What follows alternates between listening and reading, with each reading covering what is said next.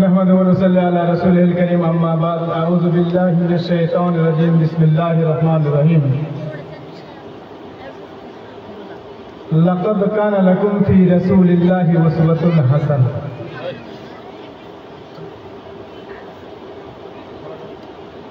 फ़क़ाल अल्लाहु तबारक व तआला फ़ी मक़ामिन आख़र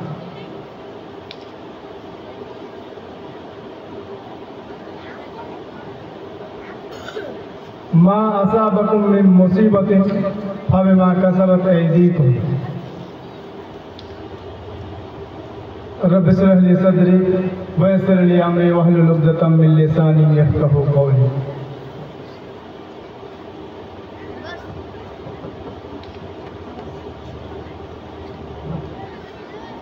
শ্রদ্ধেয় সম্মানীয়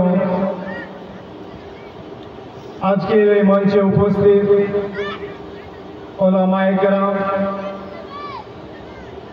সামনে বসে থাকা দিনদার ভাই সকল, পর্দা নশিনা মা ও খালারা,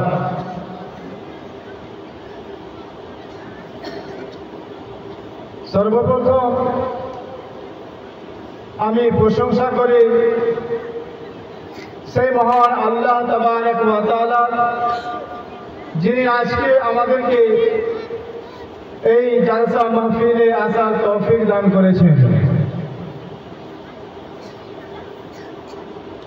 অতঃপর দরুদ ও সালাম বর্ষিত হোক প্রিয় নবী মুহাম্মদুর রাসূলুল্লাহ সাল্লাল্লাহু আলাইহি ওয়াসাল্লামের উপর। আল্লাহুম্মা সাল্লি আলাইহি আল্লাহুম্মা বারিক আলাইহি।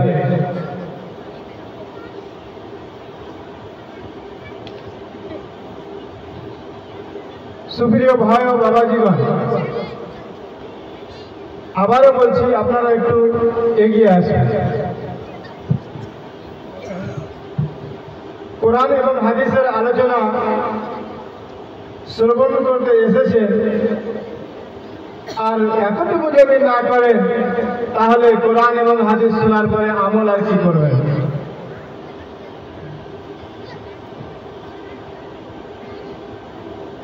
আজকে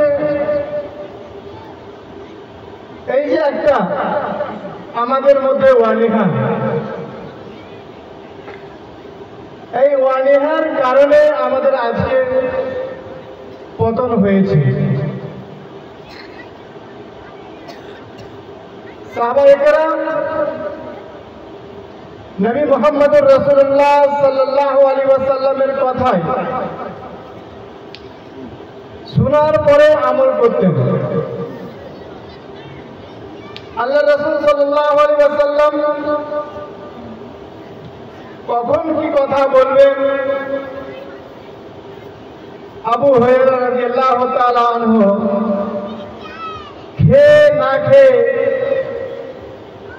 ক্ষুধার্ত অবস্থায় নবী মুহাম্মদুর রাসূলুল্লাহ সাল্লাল্লাহু আলাইহি ওয়াসাল্লামের দরবারে পড়ে থাকতেন। তাহলে সাহাবায়ে কেরাম কোথায়, আমরা কোথায়? সাহাবায়ে কেরামদের জজবা, হৌসলা এবং আমাদের জজবা কোথায়? আজকে মনে হচ্ছে আমরা এই মেলা দেখতে এসেছি।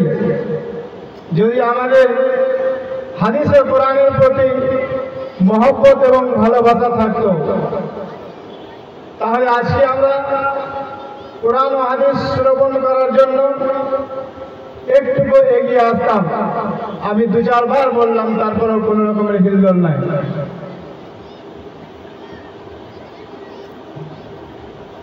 আল্লাহ তাবারক ওয়া তাআলা আমাদেরকে পৃথিবীতে পাঠিয়ে আমাদের হেদায়েতের জন্য, আমাদের কল্যাণের জন্য, আমরা যাতে করে ভালো পথে চলতে পারি, খারাপ পথ থেকে বাঁচতে পারি, এই জন্য নবী মুহাম্মদুর রাসূলুল্লাহ সাল্লাল্লাহু আলাইহি ওয়াসাল্লামকে আল্লাহ তাবারক ওয়া তাআলা নমুনা স্বরূপ পাঠিয়েছেন। সারা বিশ্ববাসীর জন্য রহমাতুল লিল আলামিন নবী মুহাম্মদুর রাসূলুল্লাহ সাল্লাল্লাহু আলাইহি ওয়াসাল্লাম আইডিয়াল এবং নমুনা। নবী মুহাম্মদুর রাসূলুল্লাহ সাল্লাল্লাহু আলাইহি আমাদেরকে দেখে চলাফেরা, ওঠা বসা, লেনদেন ইত্যাদি করতে হবে। আজকে নবী মুহাম্মদুর রাসূলুল্লাহ সাল্লাল্লাহু আলাইহি ওয়াসাল্লামের নিয়ে আসা শরীয়ত, আল্লাহ তাবারক ওয়া তাআলার দেওয়া বিধান আজকে আমরা ভুলে গেছি। আজকে কোরআন এবং হাদিসকে আমরা ছেড়ে দিয়েছি, দূরে সরে গেছি, যার কারণে আজকে সারা পৃথিবীতে আমরা অপমানিত হচ্ছি।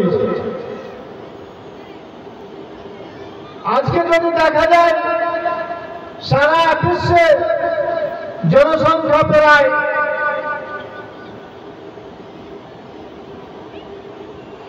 8 কোটিরও বেশি, 8 মিলিয়নেরও বেশি। তো আজকে যদি সারা বিশ্বে 8 বিলিয়নেরও বেশি যদি সংখ্যা হয় মানুষের, তাহলে আমাদেরকে জানা উচিত যে বিভিন্ন জায়গায়, বিভিন্ন দেশে, সারা বিশ্বের মধ্যে মুসলমানের সংখ্যা কত। তাহলে আমরা জানতে পারব যে প্রায় 2 বিলিয়ন মুসলমানের সংখ্যা। তাহলে প্রত্যেক 4টি মানুষের মধ্যে একজন মুসলমান। এবং যদি আমরা আরেকটু আগে এগিয়ে যাই তাহলে বুঝতে পারব যে যত রকমের ধর্ম এই পৃথিবীতে আছে, যত রকমের মাযহাব মানছে, এদের কোন রকমের নির্দিষ্ট একটা দেশ যদি আমরা গবেষণা করি, আমরা দেখি, তাহলে দেখতে পাবো মুসলমানের, যেখানে মুসলমান শাসন করে, যেখানে মুসলিমরা নেতৃত্ব করে, যেখানে মুসলমানদের পাওয়ার চলে, যেটাকে আমরা মুসলিম দেশ বলে জানি, তার সংখ্যা হচ্ছে 57টি। তাহলে 57টি মুসলিম নামের দেশ আছে। পুরো বিশ্বে আমরা প্রত্যেকটি 4টি মানুষের মধ্যে একটি মুসলমান। এরপরেও আজকে আমরা লাঞ্ছিত, ঘৃণিত, পদদলিত কেন? আজকে আমাদের অপমান হচ্ছে কেন? আজকে আমরা প্রায় জায়গাতে মাল খাচ্ছি কেন? যেখানে কোন মুসলিম দাড়িওয়ালা, টুপিওয়ালা, এদের উপরে অত্যাচার হচ্ছে কেন? এর কারণ হচ্ছে আজকে আমরা নিজের আমলকে পরিবর্তন করে নিয়েছি। আজকে আমাদের আমল ঠিক নয়। আজকে আমরা নিজের আমলের কারণে আজকে আমাদের হালাত এবং অবস্থা হয়েছে। আল্লাহ তাবারক ওয়া তাআলা বলেন, মা আসাবাকুম মিন মুসিবাতিন ফাবিমা কাসাবাত আইদিকুম।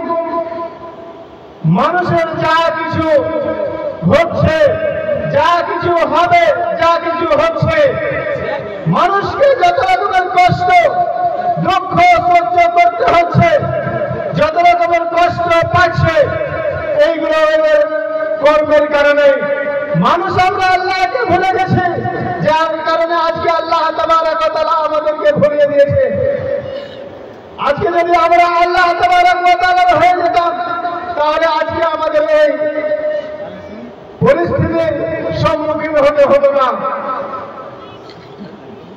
এত সংখ্যায় মুসলমান হওয়ার পরে বিভিন্ন দেশে আজকে জুলম অত্যাচার হচ্ছে। মুসলমান দেশগুলির উপরে এক এক করে তাদেরকে ধ্বংস করা হচ্ছে, কিন্তু আমাদের একটু দেখা নেই।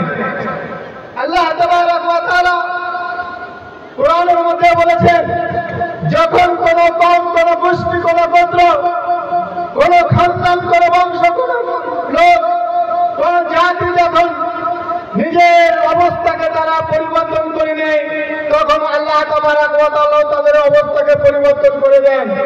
আল্লাহ তাবারক ওয়া তাআলা মানুষকে ততক্ষণ পর্যন্ত পরিবর্তন করেন না যতক্ষণ তারা নিজেরা নিজেকে পরিবর্তন না করে নেয়। আল্লাহ তাবারক ওয়া তাআলা বলেছেন, ইন্নাল্লাহা লা ইউগাইয়িরু মা বিকওমিন হাত্তা ইউগাইয়িরু মা বিআনফুসিহিম। আল্লাহ তাবারক ওয়া তাআলা বলছেন যে ততক্ষণ মানুষের, কোন জাতির, কোন কওমের পরিবর্তন ঘটায় না, কোন জাতিকে পরিবর্তন করে না যতক্ষণ তারা নিজেরা নিজেকে পরিবর্তন না করে নেয়। তাহলে আজকে আমাদেরকে ঈমান নিয়ে আসতে হবে। নবী মুহাম্মদুর রাসূলুল্লাহ সাল্লাল্লাহু আলাইহি ওয়াসাল্লামের নিয়ম নীতি তরিকা অনুযায়ী আমাদেরকে জীবন যাপন করতে হবে। যদি আমরা নবী মুহাম্মদুর রাসূলুল্লাহকে মেনে নিই, যদি আল্লাহ তাবারক ওয়া তাআলার দেওয়া বিধান যদি আমরা আজকে মেনে নিই, তাহলে আমাদের এই দশা, এই পরিস্থিতির সম্মুখীন হতে হবে না। আমরা এই সমস্ত জিনিস থেকে বেঁচে থাকবো। আমরা এই পৃথিবীতে জয় হব, আমরা এই পৃথিবীতে রাজত্ব করব। কিন্তু আল্লাহ তাবারক ওয়া তাআলা যে শর্তাবলী, যে শর্ত রেখেছেন, সেই শর্তকে আমাদেরকে মেনে নিতে হবে। আল্লাহ তাবারক ওয়া তাআলা বলেছেন, ওয়ালা তাহিনু ওয়ালা তাহজানু ওয়া আনতুমুল আ'লাউনা ইন কুনতুম মুমিনিন। আমাদেরকে আজকে পিছপা হলে হবে না, আজকে আমাদেরকে কমজোর হলে হবে না, আজকে আমাদেরকে উদাস হয়ে গেলে হবে না। আজকে আমরা যদি মন মরা হয়ে যায়, আজকে যদি আমরা ভাবি যে আমরা কোনোদিন কিছু করতে পারবো না, আমরা যদি নিজের মধ্যে ভয় পাই, তাহলে আমরা ভয়ে থেকে যাব। কিন্তু আমাদের মধ্যে সাহস নিয়ে আসতে হবে। আল্লাহ তাবারক ওয়া তাআলার যে বিধান, সেটাকে মানতে হবে। ওয়ালা তাহিনু ওয়ালা তাহজানু ওয়া আনতুমুল আ'লাউনা ইন কুনতুম মুমিনিন। আল্লাহ তাবারক ওয়া তাআলা আমাদের সাথে যে ওয়াদা করেছেন, আমাদেরকে যে অঙ্গীকার দিয়েছেন, সেই ওয়াদা মোতাবেক আমাদেরকে ঈমানদার হতে হবে, পাক্কা মুমিন হতে হবে। আমরা যদি মুমিন হয়ে যাই, মুমিন হওয়ার শর্ত লাগিয়েছেন, তাহলে আমাদেরকে মুমিন হতে হবে, আমাদেরকে সত্যিকারের মুমিন হতে হবে। এবার মুমিনের পরিচয় কি? মুমিন কেমন করে হবে? কিভাবে বুঝবো আমি মুমিন হয়েছে? মুমিনের পরিচয় হচ্ছে যখন তাদের সামনে কোরআনী আয়াত তেলাওয়াত করা হবে, পাঠ করা হবে, তখন তাদের অন্তরটা গলে যাবে, তাদের অন্তর নরম হবে। তাহলে বোঝা যাবে যে এইটাই হচ্ছে মুমিন, এই হচ্ছে মুসলমান। তো মুমিন হওয়ার জন্য আমাদেরকে একটি শর্ত লাগিয়েছেন, যখন তাদের সামনে কোরআনের আয়াত তেলাওয়াত করা হবে, পাঠ করা হবে, শোনানো হবে, তখন তাদের অন্তরটা গলে যাবে, অন্তরটা নরম হয়ে যাবে। কজন আছি আজকে আমরা জালসা, তো আমরা অনেকেই শুনতে আসি, জালসার নামে আমরা মেলায় ঘোরাঘুরি করি। আজকে আমরা জালসার নামে অনেকেই দূর দূরান্ত থেকে এসেছি, তারপরে আজকে আমরা মেলায় ঘোরাঘুরি করছি। আজকে জালসার প্যান্ডেলের নিচে যতগুলো লোক নাই, তার চেয়ে বেশি লোক আছে মেলাতে। তাহলে যদি আমরা ঈমানদার হতাম, আমরা যদি মুমিন হতাম, তাহলে আজকে আমাদের ওই মেলা থাকতো না, মেলার বসার সুযোগ পেত না, মেলায় কোন রকমের লোক থাকতো না। সব লোক এসে এইখানে প্যান্ডেলের নিচে বসে আল্লাহ তাবারক ওয়া তাআলার বাণী, নবী মুহাম্মদুর রাসূলুল্লাহ সাল্লাল্লাহু আলাইহি ওয়াসাল্লামের বাণী শ্রবণ করে তারা আমল করার চেষ্টা করত। তাহলে বুঝতে পারা যাচ্ছে যে আমরা মুমিন হতে পারিনি, আমাদের ঈমান মজবুত হয়নি। আমাদের ঈমানদার হতে হবে, আমাদের ঈমানকে মজবুত করতে হবে, তাহলে আমরা এই পৃথিবীতে জয়ী হব। আমরা আজকে কার কাছে না কার কাছে ইজ্জত সম্মান চাই? পৃথিবীর কোন মানুষ আপনাকে সম্মান ইজ্জত দিতে পারে না।